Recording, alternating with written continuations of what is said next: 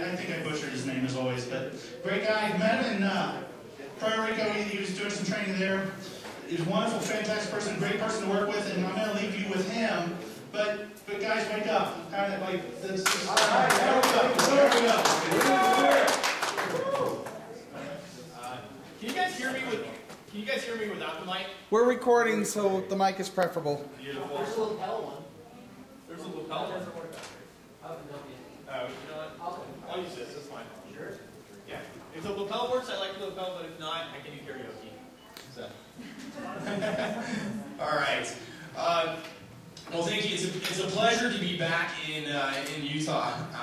It is an amazingly bright, sunny day outside, and I left DC yesterday.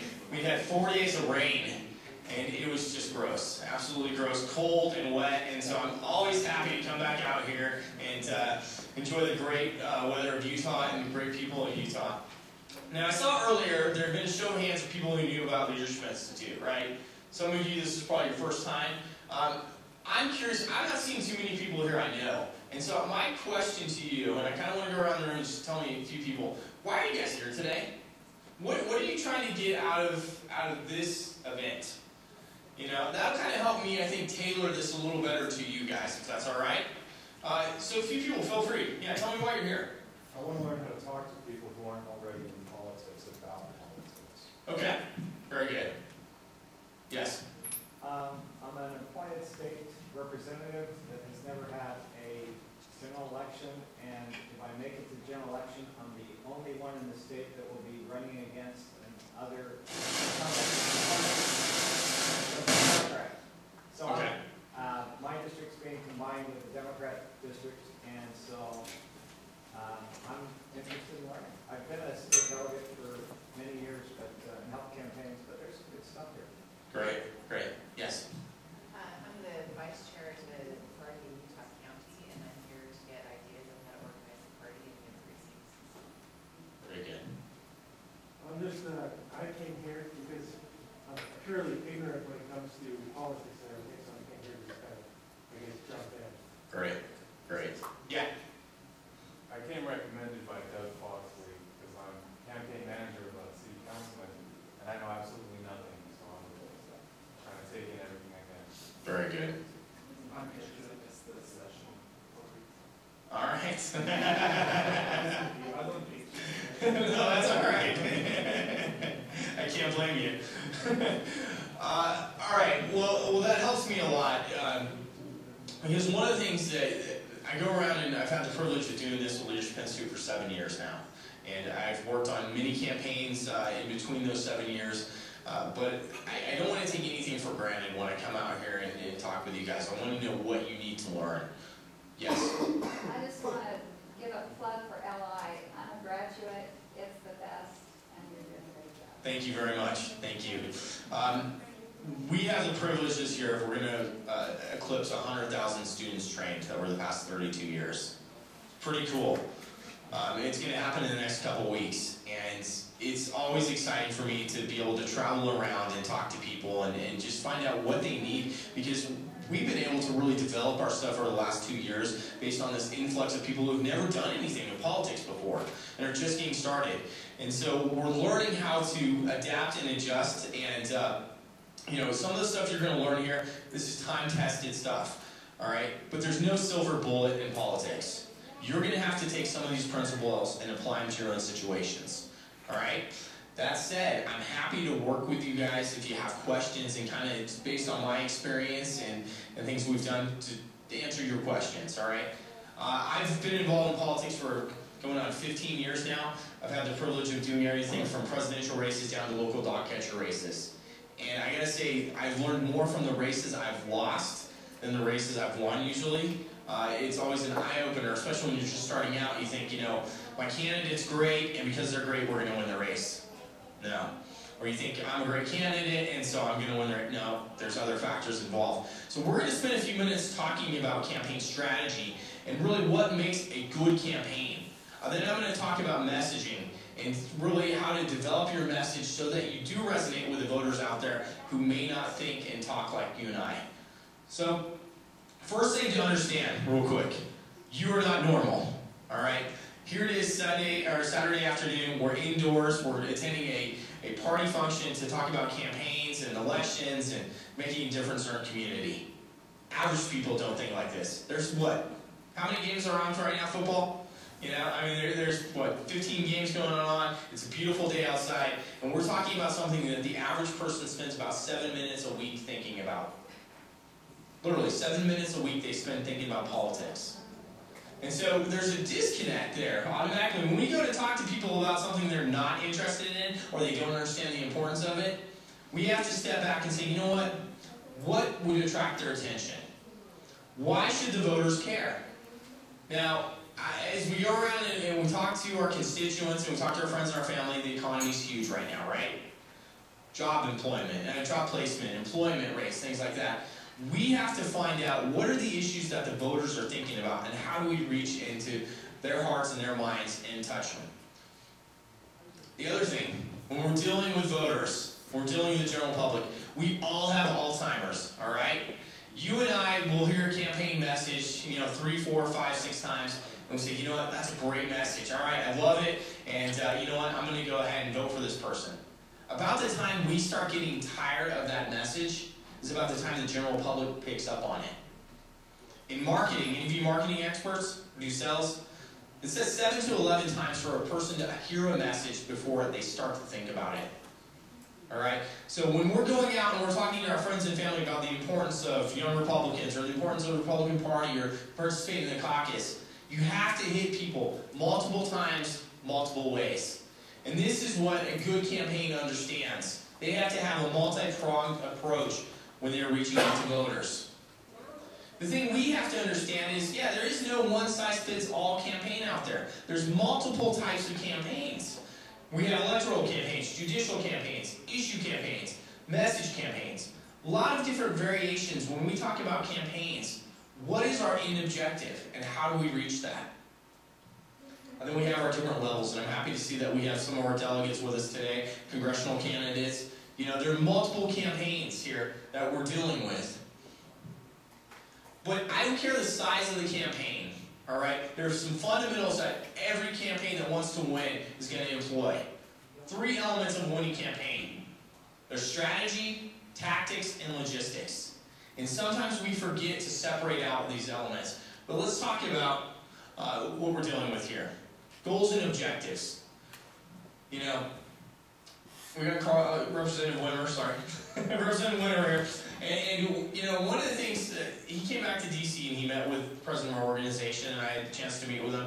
And one of the things that he came back and he talked about, he says, I'm considering running for office. And I have an objective. I want to win my race. For some people out there, their objective may be just to raise public awareness of what's going on in their state or in their community. But one of the things you have to think about, what is your goal and your objective when you're running your race or when you're working on a campaign? Hopefully it's to win. Tactics. How are we to get the things done we need to get done? Scheduling. We have 3 elements that we talk about all the time at Leadership Institute. In the political world, you have time, talent, and treasure. All right? How many of you think that talent or the ability to raise money is your #1 element? Okay? How many of you think people? People. In other words, you have a good candidate, you have a good campaign staff. All right? And how many of you think that time would be your most important element? Why do you say time? Why is it the most valuable? It's finite, right? Every time, every day, every second, it's closing out. As far as campaigns go, I put money and time as co-equals. Yeah. Because at the end of the race, the person who loses always says, if we just had more time or if we just had more money, we would have won. Yeah. And so those 2 are co-equals, I think. I would argue it's time, just slightly. And the reason is, if you have more time, you can recruit more people, you can also raise more money, right? Because, there's a big enough pool of people out there. Yes? Utah's unique. Utah's I'll unique. say. Okay. Sometimes the people that come in at the last minute, it's a mix of, I have to say it's a mix. Yeah. Of those 3 things that they're all important, but if you're wasteful of time and you don't use it wisely, you're right. Yeah. So we have have to think about our schedules when it comes to our campaign. That's a really important element. When are we doing the actions we're doing? And then lastly, budget. How much is it going to cost for us to implement our political plans? So strategy. You have the definition of strategy here, and I don't want to kill you by PowerPoint over the next hour, all right? But strategy, it basically says, you know, the continuing determination how and when a contest, to win a contest by creating and exploiting an appropriate perception within a unifying message, and it goes on and on and on and on. But the bottom line is, how are you going to win?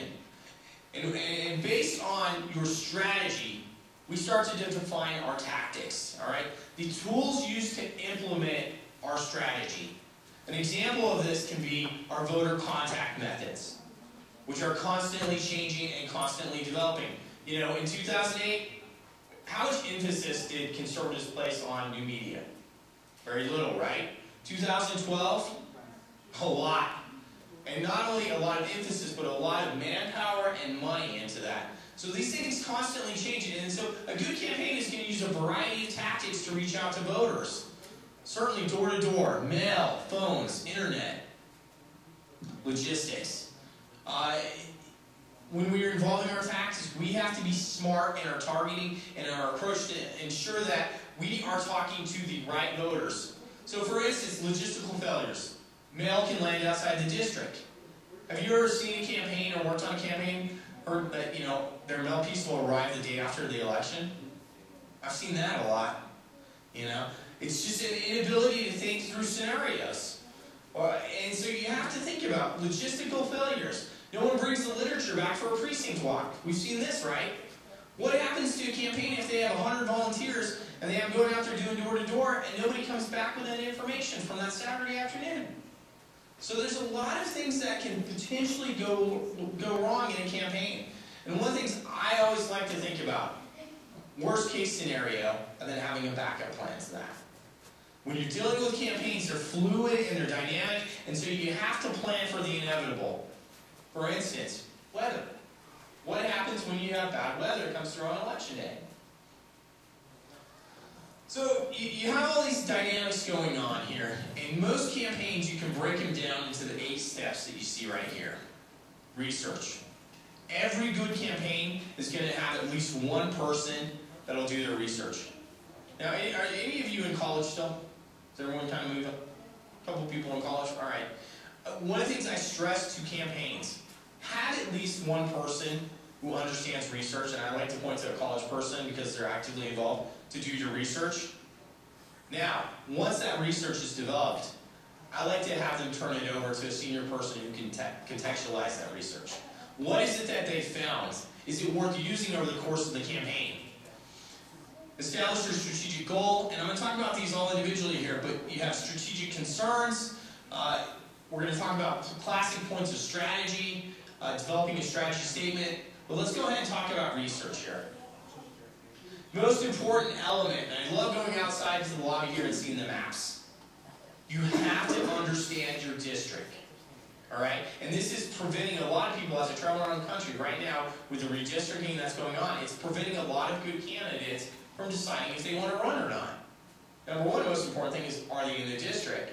And then number two, what is that district comprised of? And you have a lot of different elements. Obviously, you have the geographic things that are involved. You have the social-economic factors, but you have to understand your district. Good candidates are going to spend a lot of time going out and talking to the people in the district and finding out who are the kingmakers in the area. Perhaps that's you guys right here, right? You know people of influence. I love that we talked about the caucus system earlier, because that is true grassroots politics.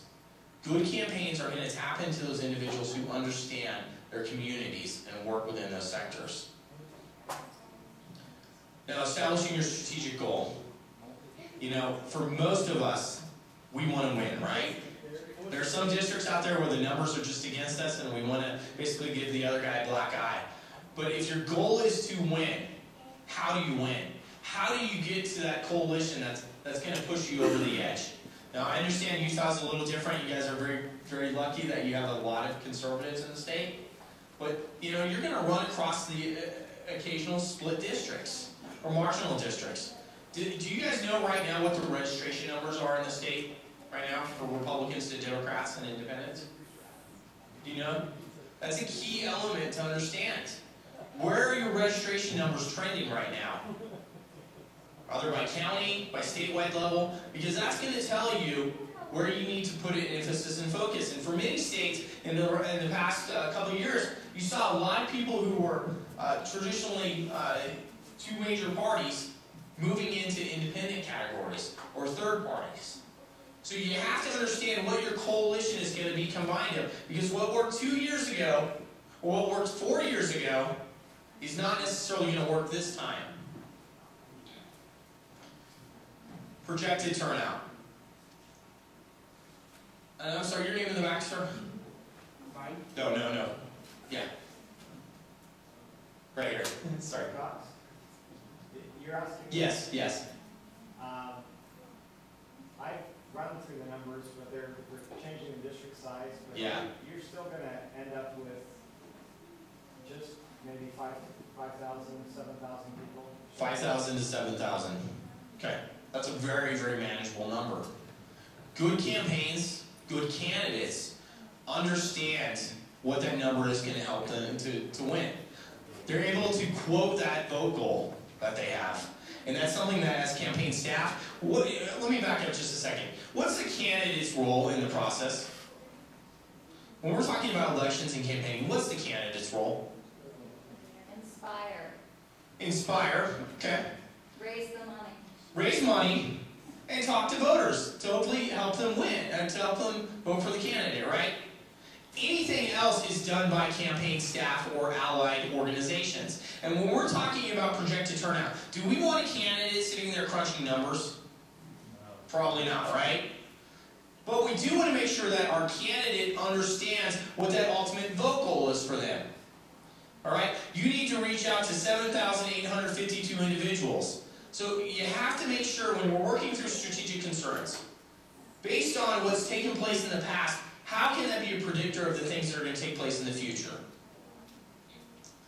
Other things to consider, obviously the political dynamics. We have the geographic information, the district maps with precincts. We have the overlaying districts within that. Historical information, district boundaries, political information. I was talking to Representative Winter just a minute ago, and I said, you're running in a great year. This is a great cycle to be running, because you're going to see voters who are just normally fed up and who were disillusioned last time coming out in mass numbers. I firmly believe that. So what necessarily looked like 2 years ago or 4 years ago, when you look at those projection models, it's probably going to be a little bit different. You have to adapt and adjust. We know that Utah's getting a 4th congressional district this time around because of growth. So there's a lot of things that come into play, but you have to start out with the political environment and some of the factors that are going to impact your race. Are there any questions, by the way? Happy to take some questions. No? Okay. Other things to consider, obviously, the candidate profile and comparison, and I'll talk about that here in a minute. Now, we're still trying to figure out who our candidates are going to be, right? Who our opposition and things like that are.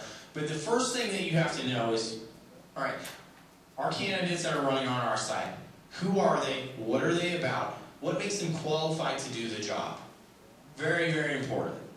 And you also have to consider, we're talking to the average person out there. So when we start discussing what our candidate's about, what their ideas about, we have to make it where it's a palatable, easy to understand answer to these people. Other political races that are involved, certainly, we're dealing with the presidential year this year. Or, I'm sorry, next year. What does that mean? Spike in turnout, right? We're going to have very good turnout this time. In addition, you guys have a Senate race going on. Spike in turnout. So we want to talk about points of strategy. And the key here is there's 9 classic points of strategy. Not every campaign will use 9 points, nor should they. But they should use probably 2 to 3, maybe even 4 of these points. Now, I will read these to you. Forgive me for reading the PowerPoint, but I want you to understand them. Targeting the party base plus a portion of independents and Democrats to secure victory. This is a split district where you're relying on your base plus some allies, not allies, but plus some swing voters. Okay? Now, would this strategy work in a primary election? Absolutely not. Because we're talking about voting Republican. So you would have to find a different scenario. Projecting a clear difference between you and your opponent. Does that work? Obama's doing that right now, right? He's trying to do class warfare. I'm for the middle guy. The Republicans are for the elite. He's trying to draw that distinction. Defining voters along ideological lines, liberal versus conservative. We've seen that, right? Championing a single popular cause. Let's think about John McCain. When he was going around in 2002, what was one of the things that he was campaigning pretty hard on as he traveled around the country? Campaign finance reform, right? Now, he wasn't actively involved in a race at that point, but he was going around the country and he was talking about the importance of getting big money out of politics. And he took an issue that was registering about 2% on public policy polls. People didn't know about it, they didn't care about it, and he kept hammering it. And unfortunately, he took a very unpopular issue and made it popular and got campaign finance reform passed. But that was kind of his lead up as he traveled around the country looking to form one of the platforms for his presidential race. He took a single cause, although not popular, he turned it into a popular issue. Building a diverse coalition into a single voting bloc. It was mentioned earlier that my wife works for Senator Thune. One of the things that she works on is Second Amendment issues, an area that's near and dear to my heart. And one of the issues that may be coming back up here in response to what Harry Reid did the other day happens to deal with the National Concealed Carry Bill, which basically says if you have a gun in Utah and you have a concealed carry permit and you want to drive down to New Mexico or Colorado or Arizona and they have a concealed carry law, that as long as you abide by their law, you're allowed to do this. You don't have to apply for another concealed carry permit. Basically streamlining it to make it easier to go from state to state with a weapon. Okay? Now, a lot of abiding citizens, we tend to follow this and we agree this is a good thing to do. Well, what are some of the groups that might potentially be impacted by this legislation? Can you think of some? What are some of the voting blocks out there or individuals? Well, gun owners, but bigger than that. Think of the groups out there that carry guns. In the back. I'm sorry? Anyone who abides by progressive philosophy is generally against personal violence. Sure. But what are some of the groups on our sides? Police officers. Hunters? Law enforcement? Yeah. What are some of the other ones? Military? Sure. What about pilots? We have a Delta hub right here in Salt Lake, right? Pilots travel from state to state to state. They certainly want to be able to carry their firearms. What about truckers? There's a huge trucking community here, right? Shipping and distribution. What about groups like, have you heard of Pink Pistols? Have you heard of that? They are a alternative lifestyle gun owners group, but they want to carry guns because they feel if they're threatened, they want to be able to protect themselves. So my wife was trying to build a coalition, and she was thinking about all the potential people that were impacted by this legislation. Well, the same thing can be true when we're developing a campaign strategy. What are the groups out there that are impacted either positively or negatively by our candidacy? And how do you take that group or those groups and bring them together into a coalition? I've been around politics a long enough time to see that the candidates and the campaigns that build a diverse coalition tend to be the winning campaigns. I hate to pick on John McCain, and I'm sorry to do that, but I had the privilege of kind of doing some stuff with the McCain campaign in 2008, 2007. And can any of you name some of the really good coalitions that campaign had? What were some of the groups that were really good? Like you saw them out there doing stuff all the time for the campaign. Moderates for McCain? Veterans. Veterans. Yeah, we all remember veterans, right? Because that was a hallmark of his campaign and a hallmark of who John McCain is. But aside from that, it was pretty difficult. Now let's go back to Bush. 2004, the Bush campaign. Some of you might have helped out on that. What about President Bush? Swift votes, okay, that's veterans, sure. Big oil. Big oil. Very funny. First responders, you remember that? What about farmers and ranchers? Gunmen, sportsmen. Sportsmen?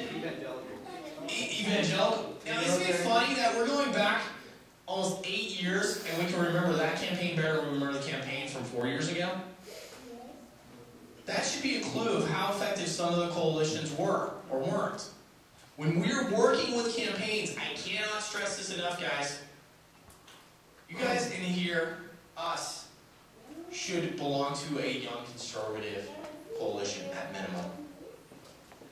Why is this so important? Because the typical Republican voter isn't young. This is a dynamic group. That I don't care what the campaign is, at minimum there should be a young conservative coalition. Now we could probably tap into some of you might be small business owners, some of you might be first responders, but there are talents in here, there are associations in here that every good campaign should be tapping into. And a good campaign staff, when they have volunteers come to them like Adam was talking about, yeah, certainly we found out we have a graphic designer and things like that skill sets. But the other question good campaigns want to ask, what are your networks? What are the networks of the staff that are coming in? What are the networks of the volunteers that are coming in? Because that's going to help you when you build your coalition, and that's also going to help you develop your strategy and your outreach efforts.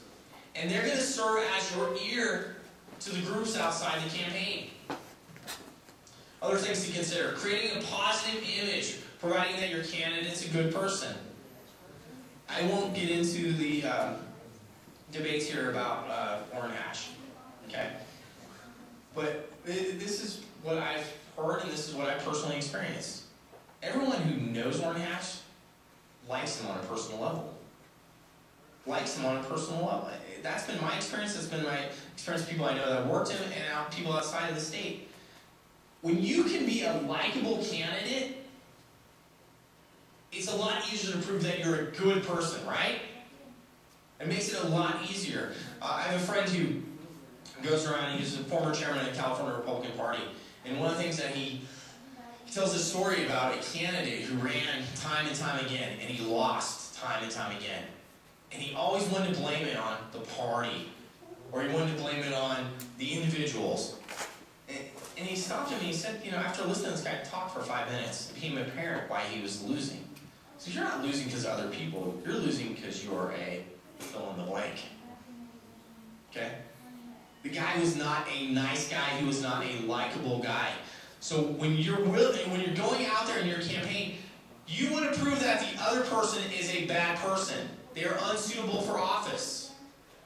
They are unsuitable for office, and that's where you go back to their record. Point 8, building a large volunteer organization. I was down in Texas recently, and we've got a former member of our LI campaign team. He was a congressional member for 2 years. He came in the class of '94. He took out a 32-year incumbent.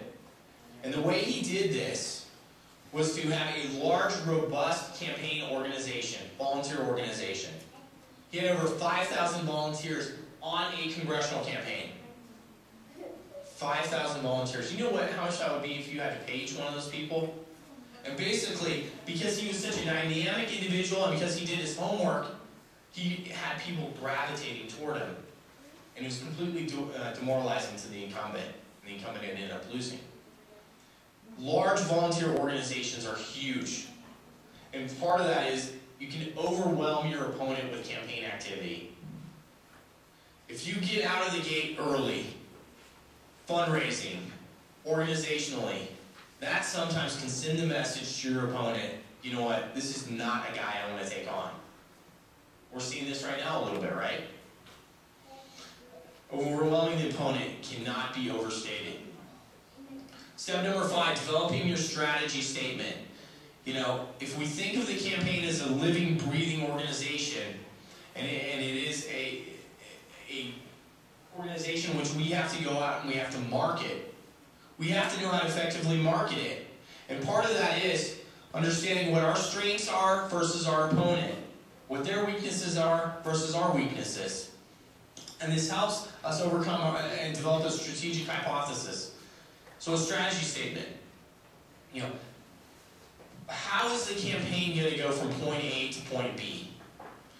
Now, if we were running in 2008, our strategy statement would be significantly different than it is in 2012.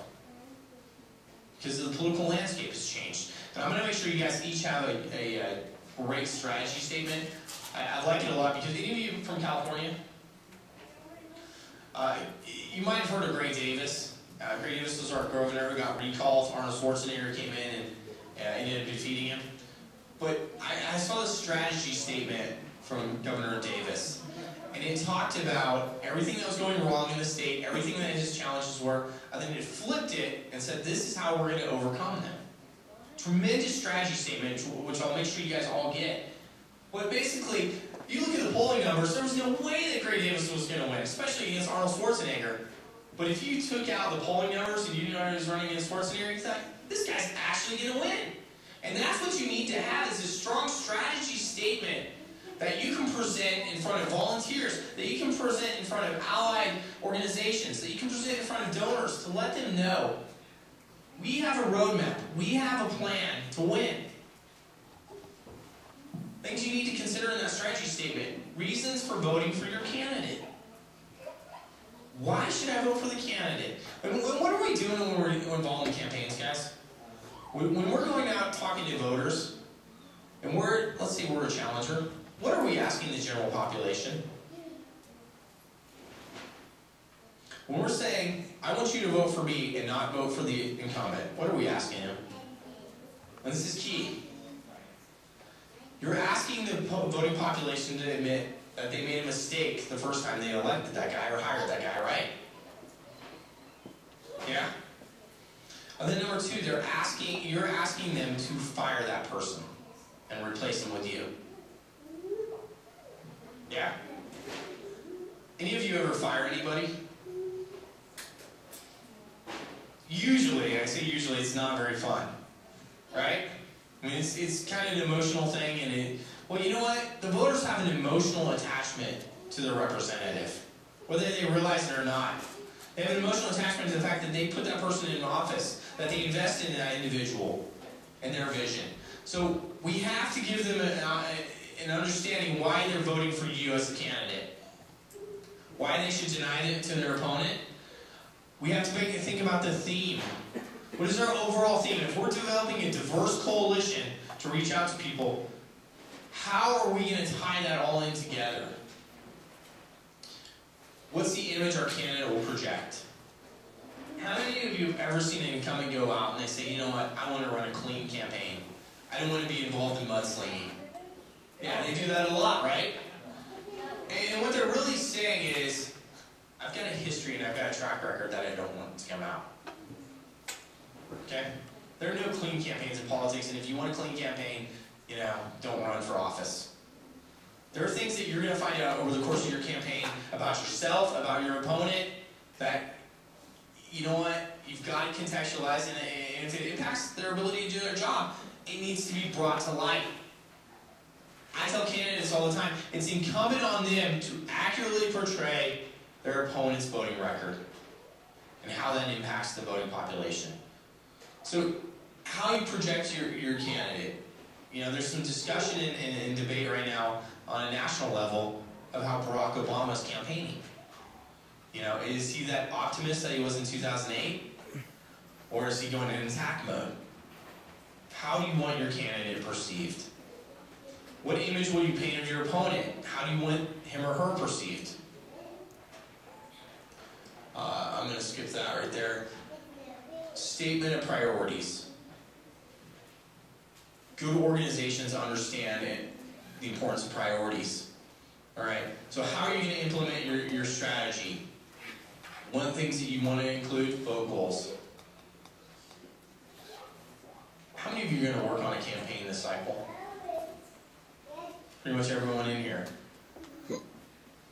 Do yourself a favor, do your candidate a favor, do your fellow employees and volunteers a favor. Make sure that everyone knows what the vote goals are.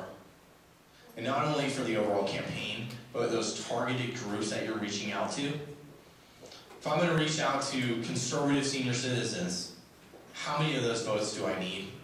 Know some basic numbers when it comes to targeting. Make sure that targeting is a main facet of your campaign. Timing for the organizational and voter contact programs. When's early voting start? 40 days prior to the general. When does the caucuses? When's the filing deadline? Yeah. Everything's March 15th. Timing is so key when we're coming up with our strategy. All right, and it's not just enough to say that we want to reach out to 100,000 voters. Set goals, metrics each quarter. How much money do we want to raise? How many voters do we want to contact? How many events do we want to hold? Very key.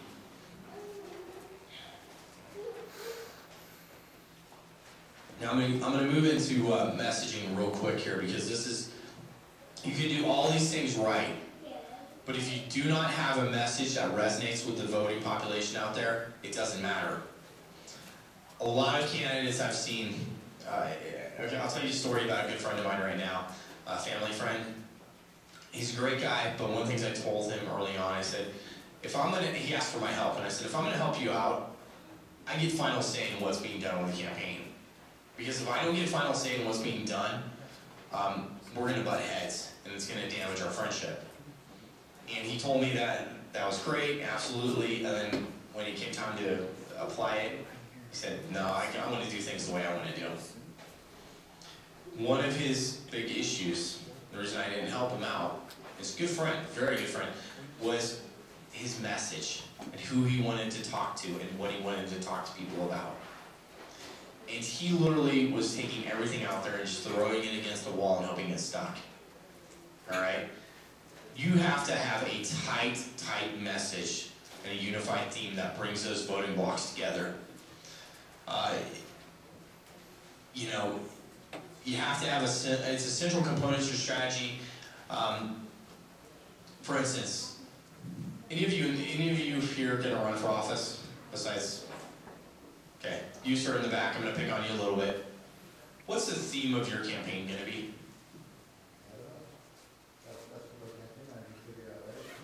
No, that's for you to figure out. That's for you. Why do you want? Tell me, why do you want to run in 5 words? Because I want a Republican representing me. You want a Republican representing you. But what does that mean?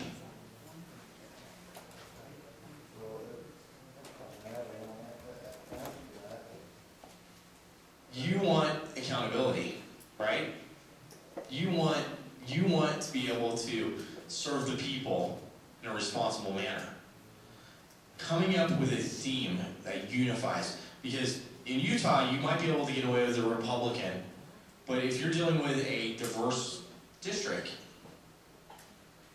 how many people, if you say Republican, you know, and you're in a split district, you're going to lose 50% of people. That's actually divisive. So unify. Think about it when you develop your theme. How do you bring in a diverse group of people that represent your value set? Unified theme is key. And so one of the things with this campaign, he literally was just picking different groups and different ideas and saying, well, I like this, and I like this, and I like this. And he said he was a fiscal, disciplinarian.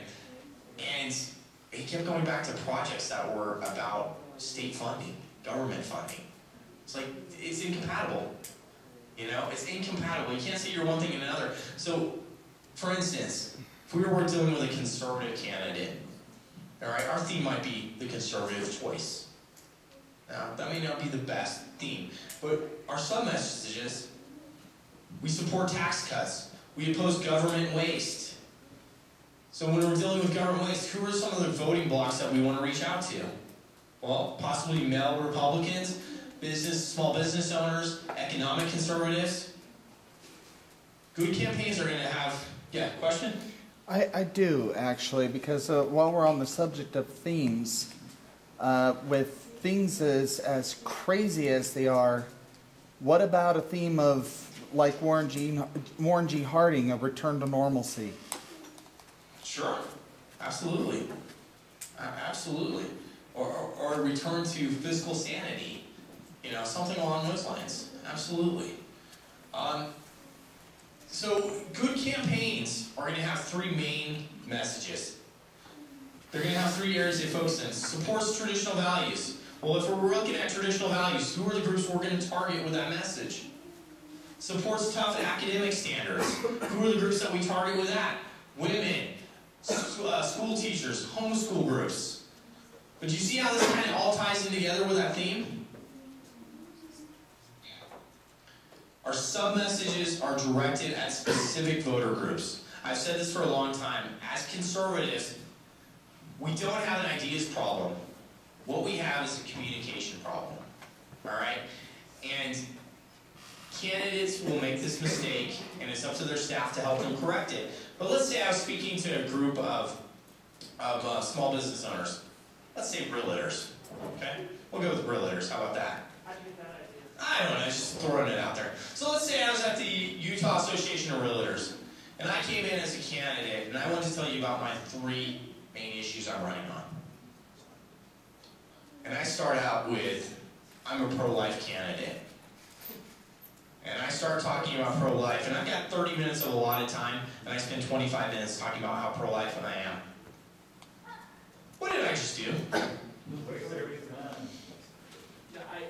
just want to... To never make that mistake? No, I can't say I won't, but I want to give an example. We were at Sherilyn was there. We were at a meet the candidate event. There was everyone who has filed to run and everyone who has even mentioned it, I think, he was running. Very nice gentleman that was there. The group was Republican women, and I think it was Republican women who were over 65. They were over 65. And the first thing one of the very kind gentlemen stood up and said was, yeah, Social Security needs to go, unconstitutional, we need it. And while you may agree with him in the message, and the delivery was not the best. Yeah, absolutely. And he isolated his audience immediately. You don't want to do that. When you're developing these sub-messages, if I'm talking to the realtors, I want to talk about economic reform and reforming the housing market to get people purchasing houses again, right? You know, so you have to tie in your sub-messages, and this is one of the things that's so important. As you're developing your campaign strategy, and you go back to those coalitions or those voting blocks, hit them with targeted messages that mean something to them. I'll go back to how I started out. Why should they care about your candidacy? Why should they care about your campaign? Why should they care about your party? Real quick, message development. This is a strategic message formula. Every good campaign, every good organization will have a message that deals in these four elements. Real quickly, I'll go into them. Emotion. How do you want your audience to feel? When your candidate is going out, when your campaign is going out and talking to people, do you want them to be upset with what's going on right now in Utah? Do you want them to be upset with what's going on in Salt Lake County? Do you want them to be happy that your candidate has the answers to the problems that they're facing? You have to tap into the emotion. And this is something, as conservatives, we're not very good at, guys. It is a struggle. I can pull all three candidates up here, and we have incumbent candidates who are very, very, very knowledgeable. And the right side of our brain will automatically go to the numbers and the facts and the figures. And then we'll pull up a liberal, we'll bring them up here, and they'll talk about the policies and how it impacts the individual, and how because of the tax cuts, because of the budget cuts, your grandma's not going to be able to afford her pills. And your child's going to go to a school that has 55 kids in the classroom. And, you know, they will tap into the individual emotion. Think about it. This is something the liberals do very, very well. They personalize the impact of policy. And instead, we quantify the impact of policy. Billions of dollars, fiscal years. Average people don't think like us. Average people don't talk like us. Tap into the emotion. I was just going to say, though, that a lot of what the Democrats do oftentimes is just disingenuous. They like you said, the tap into... Democrats disingenuous? Well, No. but a lot of what they feed people is false information, fear-mongering, fear tactics. And so how do we, as conservatives, be able to take our facts and figures and personalize it so that people understand it? Because the Democrats are just brutally dishonest. One of my favorite examples I've seen, let's talk about tax cuts, okay? And when we're dealing with emotion, I like to paint a picture. And if you think about good campaigns and good commercials and stuff, they paint a picture. So let's say we're taking on the issue of tax cuts. All right, I can run a very easy contrast piece. And I could show a family at Christmas time who is struggling. And you paint this picture of the family coming down on Christmas morning, and there being this snoopy Christmas tree, and not any packages under the tree. And then you look over to the kids, and they're disappointed and they're sad because they didn't get any presents. All right? And you say, unfortunately, due to my opponent's tax increase, little Jimmy's family was unable to afford a Christmas this year. Then I go back and I say, but thanks to Representative Wimmer's tax incentive program, he's allowing families to keep more of the money that they earn. And you fast forward to little Jimmy coming down the stairs Christmas morning, walking over to the tree, and it's full of presents, and it's got a bike there, and then you pan to Jimmy's face, and he's smiling. What did I just do? I just personalized the impact of policy, either negatively or positively. That's something that has to be considered. If you look at what President Reagan did, President Reagan was a master of this. Every time they would do the joint sessions of Congress, you think about the person up in the gallery, they'd always point to sitting next to Nancy Reagan. She was this welfare queen who, thanks to Congress and President Reagan's policies, took her from being off welfare to being a small business owner. Good politicians, good campaigns do that. They pick a couple examples and they run with it. You have to look for those stories. I was reading some legislation, I don't know, probably everybody here knows about the fairly recent kind of salvation of the pension system in Utah. There's a big bill, and Senator Dan, and I Billenquist. You read the transcripts of that. Yeah. He doesn't focus on the fact that we have to reform this thing. His key thing is promises. We made promises, we're going to keep those old promises, but we need to make new promises. And so that put the context of the entire reform, what you're talking about, is that these people are making fake promises. Well, we're going to keep the promises that they made, even though they're idiots, and we're going to make you new promises that we can keep. Yeah. So that took the whole fiscal thing and put it into emotional context. Absolutely, and the word choice there is important too. Who doesn't like the sound of promises, right? It implies honesty and integrity. So when you're describing these policies and these strategy and tapping into emotions, your word choice is huge as well. Contrast. How are you different than your opponent? And this is something that in primary races they do wrong time and time again. They try to out-conservative each other. Okay? It doesn't always work. Seems funny saying that here, but it doesn't always work. Alright? You have to establish clear differences relating back to policy. Why are you different? It's key, and especially in a general. Remember, we're dealing with people that don't pay attention to politics like you and I.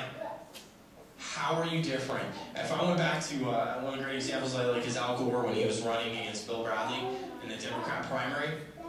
Al Gore went back and he talked about his relationship when he was in the Senate, when he was a professional basketball player, when he went to Princeton. And we go back on his bio and he talked about, how he's been a great senator and he tried to be the nice guy. And nice guys don't always win in politics. All right, and so he ended up losing the nomination. Now, what should Bill Bradley have done? If you were going against Al Gore, I would have tied Al Gore to the most corrupt administration that's ever set foot in the White House. And I would have gone after him and said, he's been part of the problem, I'm part of the solution. I would have been wearing the white hat, and Al Gore would have been wearing the black hat. When you take that middle line and you don't draw a distinct contrast between who you are and what you're about, voters are going to go toward the side of the incumbent all the time. It happens. Connection. Why should your audience care? And this goes back to what I was talking about just a minute ago, guys. You have to make sure the audience cares about your candidacy, cares about your campaign, cares about your ideas. The tax example is great.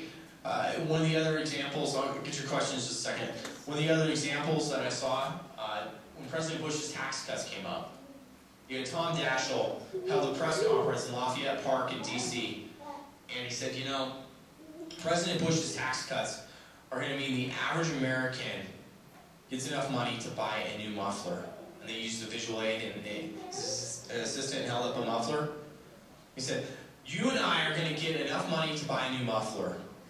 But the top 2% out there, because of President Bush's tax cuts, well, they're going to get enough to buy a brand new Lexus. And his assistants pulled the cover off a brand new Lexus. And this was his press conference. And that image went out all across national television, went on newspapers internationally. He was using it, he was wrong. He was absolutely wrong. But he used this idea of, this is what you and I get. And this is what everyone else gets. And then what's going on right now with the Occupy protests, right? They're trying to draw that same example. They're trying to draw that connection. Why should you and I care about the policies that are going on right now?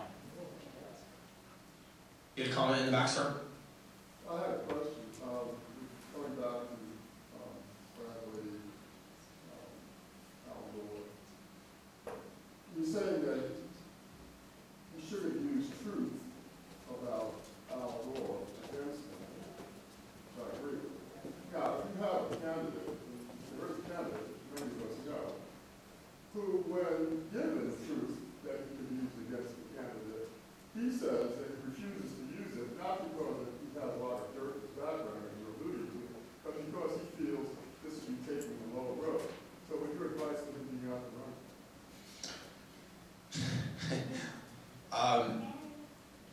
We're kind of going down a little slightly different path, but I will say this as a general guideline. Okay, you don't want to kick every barking dog that comes across the campaign, and there will be people out there that come to you with packets of information, manila envelopes, and they say, you know, this is the key to you winning. You got to use this information, and it very well might be, but it may also not be. And you have to take that information and figure out how that fits into your overall theme and the overall strategy of your campaign. All right, and you have to be very careful because some of that stuff can be a detraction from where you're going. You know, one of the things that I think is going on right now is it's interesting. Fast and Furious. You guys all heard about Fast and Furious, right? Well, you got Eric Holder, who is getting subpoenaed in front of Congress right now, and they're questioning his integrity. And what did Eric Holder do the other day? He came out and he released the information about this Iranian terrorism plot. He basically was trying to, in my humble opinion, add a distraction to what was going on, and so people weren't focused on the real issue here. The fact that he lied, possibly impeached himself. When you get information in general, and this gets to my next point, you have to verify, is it credible? Okay? And this is why you have to have independent sources in your campaign that are willing to scrutinize for accuracy. It is so key. And then once you verify and establish it is credible, how does that fit within the course of your campaign? Is that something you want to go after? Is it something you want to pursue? And if it is, when do you want it to go out and release the information?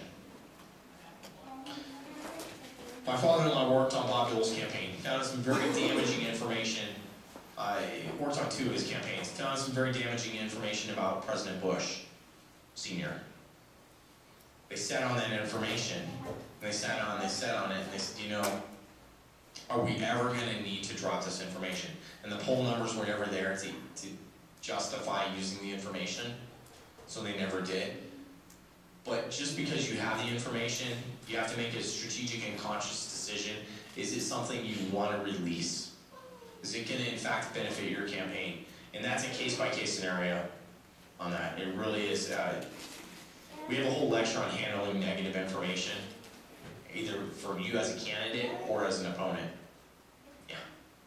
I'd like your suggestions as to how to keep your enthusiastic volunteer pool from going off the reservation on their own pet issues that you may agree with, but they aren't the central message, and they could damage your credibility because those that talk to them will perceive you through those volunteers. Absolutely key. I'm glad you brought that up. You know, one of the things that is, as businesses, when we hire staff, we're asking our staff to buy into our vision, right? And support our vision. And if they don't support and buy into our vision, we're able to fire them and get somebody else who will. In a volunteer workforce, we need everybody we can have. And so what is so crucial is when we're going out there and we're talking to people and having our volunteers talk to them, part of your training is that your volunteers understand what your campaign's core mission is and understand what your message is, and they stick to that message, okay? That's number one. Number two is they understand that by the fact that they get off track or stay on track, they can positively or negatively impact your campaign. You have to contextualize for your campaign the impact that they can have on it and help them understand that. And the other thing is, I like to say to them, if you don't understand the answer to something, or you have a differing opinion, okay, you need to make it crystal clear what our campaign's about.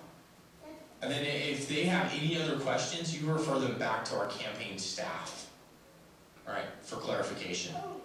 They're not rogue people. They cannot go out there and make their own decisions, come up with their own policy statements. That doesn't happen on the campaign. And if you catch them doing this, you have to reprimand them, you have to do course correction, you have to do more training and instruction.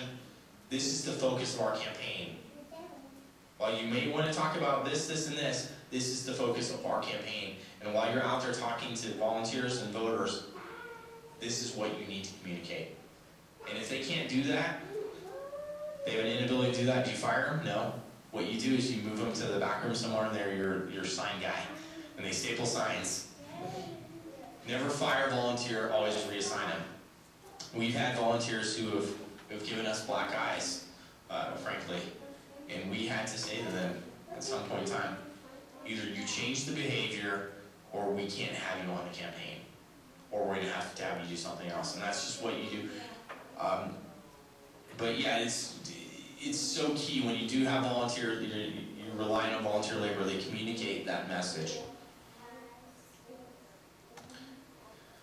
I talked about credibility.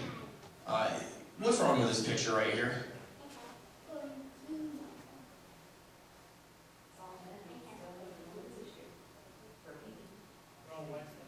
They're all white men. Okay. No one's gonna make a comment that Senator Hatch is in the picture. No. Just kidding. I'm just teasing. No. This is a picture I use all the time. All the time. And I said, here's the problem. You're absolutely right. Abortion will always be considered a woman's issue primarily. We know there's secondary impacts, right? It impacts certainly the child. It impacts the father of the child.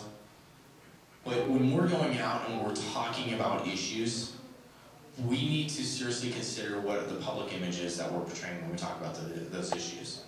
Here you had a bill signing about abortion, limiting abortions, and they put all old white men up there who are incapable of having babies. I'd like to point that out. Except for Santorum, I think he might have been of age at that point. But they're all old white people. What would have been better? What would have been better? Maybe a couple female members of Congress? Maybe some children there that had been safe because their parents didn't have an abortion? When you're going out, of course, your campaign and you're talking about messaging and you're doing your events and you're doing all this stuff, think about the public image that you're sending as you go out and do it. If the White House can get it wrong, how much easier is it for you and I, as amateurs, to get it wrong? This impacts the credibility of your campaign. Real quick, I've got like 3 minutes here. Leesburg Grid. There's been a lot of talk of Newt Gingrich, and we came up with the Contract for America. Contract for America was developed in Leesburg, Virginia. It involved a group of consultants, including Frank Luntz, Newt Gingrich, John Maxwell, and these people got together, and they spent some time actually at the president of our organization's cabin. And they sat down and they said, how do we communicate our message? How do we identify our strengths? How do we identify our liabilities? And how do we do the same for our opponents? So what you have here is candidate 1 talking about themselves. And then in the top right corner, you have candidate 2, or candidate 1 talking about their opposition. In the bottom, you had the opponent talking about their opposition, and then you had the opponent talking about themselves. That make sense? So we're putting our thinking caps on here, and we're thinking about what are our strengths and what are our liabilities. Here's an example of how it was used in 2008 with John McCain and Barack Obama. These were some of the central themes that they went around and they talked about and they embraced and they tried to communicate this message. Alright? Do some of these look familiar to you? You had McCain talking about his experience, his character. He was a maverick. And then he would go around and he'd talk about Obama and how he was an elitist and he was a celebrity. He was dangerously inexperienced. And then they do stuff, I like 37, Bowls of 37. Some of the stuff that they would do is just a little more, what do I want to say, a little more subtle. They talked about Obama being this elitist, and then they reinforced it with the fact that he went to a bowling alley, remember, and he bowled a 37. You know, I mean, we could bowl a 37 in our sleep. They're like, this is not somebody who's like you and I. He hasn't spent time in the bowling alley. He hasn't, and one of the ways Obama tried to counter this, actually, like, things he does, I'm just like the average person, and he has his beer summit. You know, he tried to counter that elitist image that followed him all the way into office. But these were some of the themes that were out there that the campaign reinforced. And here's the key, guys.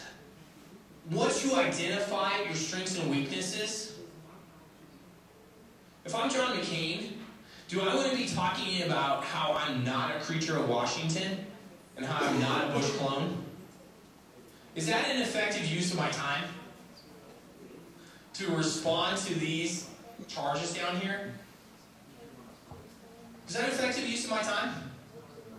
No, absolutely not. The moment I start dropping below that line and I start addressing the terms that Barack Obama wants me to talk about, I'm losing the race. You can be offensive or you can be defensive. And so many times we see candidates, we see campaign staff decide that they're going to start addressing things on their opponent's terms. This is where you start losing the messaging battle, and this is where all that strategy that you put together starts to come apart. You have to stay above the line. Here's an example of Coke versus Pepsi.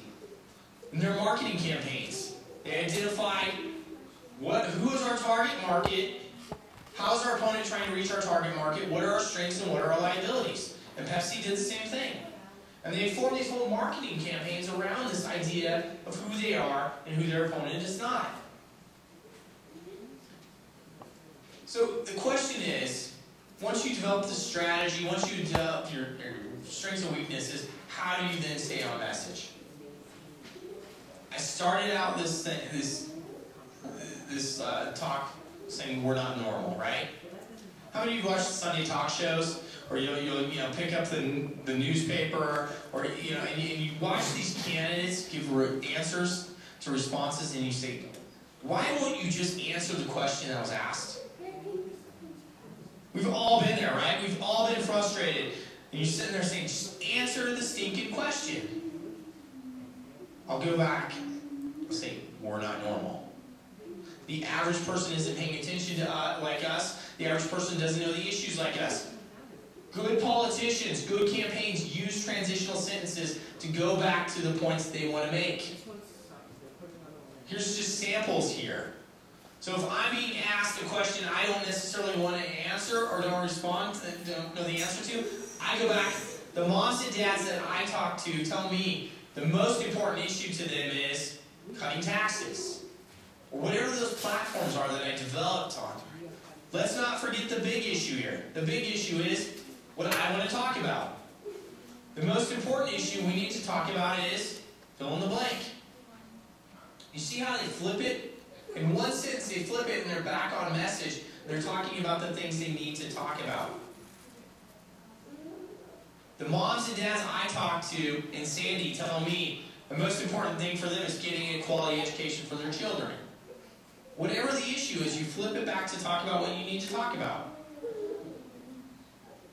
Yes? That's one of the things I really hate, why I think a lot of us now got in churches because we're tired of the old politicians never answering questions.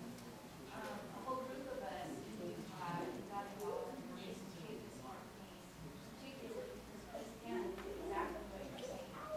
Yeah. And that drew us out in support of Jesus. So the question is, you're saying we're not normal, and that's okay, but don't you think we should arise as a different group of people coming up who maybe want the actual truth and maybe are looking for it? Because a lot of us in developing this grassroots strategy that working with neighbors and friends, we send emails out to people. And a lot of them tell me, that's how we go, because they trust me. Yeah. So my question is that really, really, really that important? Because I really, really hate those kind of candidates. And that's what I've been saying to my people. Yeah. They don't give us the truth. They're sugarcoating it. How do we know what they really stand for? We want to know what people really stand for, what their real character is. Because I think that's been the problem in politics for a very long time. We're tired of the sound bites. We're tired of the... So I'm sorry, I could Yeah, do this that's fine. soapbox, but I mean, I'm wondering if this is changing. I mean, I certainly hope so, because I see it changing here in Utah. The transitional sentences will never replace substance. What it is a way to transition to what your substance is and what your policy and what your issues are. Okay? It's a way to transition. That said, how many emails do you get every day? Get a lot. A lot of us probably get a couple hundred emails a day, 100 emails a day. How many of you read the paper daily? Online. Online, offline. Yeah. A lot of us. How many of you just skim the headlines? If the headline seems to, interest you, you're like, oh, I'll read more. How many of you listen to the radio and you flip it, or TV, and you hear something and then you flip to the next channel? You have to grab people's attention quickly, and the average soundbite right now is about 9 seconds. 9 seconds. So if you spend time talking about what your opponent wants to talk about, okay, that's fine, but you just lost an opportunity to talk about what you need to talk about and should be talking about. Well, I guess maybe I'm addressing it as a delegate. I mean, if the candidate's talking like that to me as a delegate, I don't like it. And you should hold those people accountable, but if you're on the other side of it, okay, if you're... Here's my other question. Mitt Romney got called that Mormonism was a cult, and that he kind of talked with it. So would that be going into crossing that line, or, I mean, I'm trying to understand this, so I thought- he had to address, he was addressing it. He addressed it very briefly, and then he said, you know what, my religious background shouldn't play a factor in the fact that I have greater aspirations for how this country should be ran. Basically, and he went back into his policy positions. And that is an option, okay? That's an option. You can address what they're saying. Okay, that's a good point. But let me tell you, equally important is this. And I think you absolutely should be holding these people accountable, your office holders. You should, and you should hold their feet to the fire, and you should demand answers. But if you are running a campaign, and remember this, you got to win your campaign to be able to legislate. You have to win to legislate. And if you're not doing the strategic things you need to do to win your campaign, you can have the best ideas in the world, but they're not going to get through. So legislatively and different things, real important to understand. We got lunch, we'll come back Yep. this afternoon. I am done. Excellent time. So, thank you guys.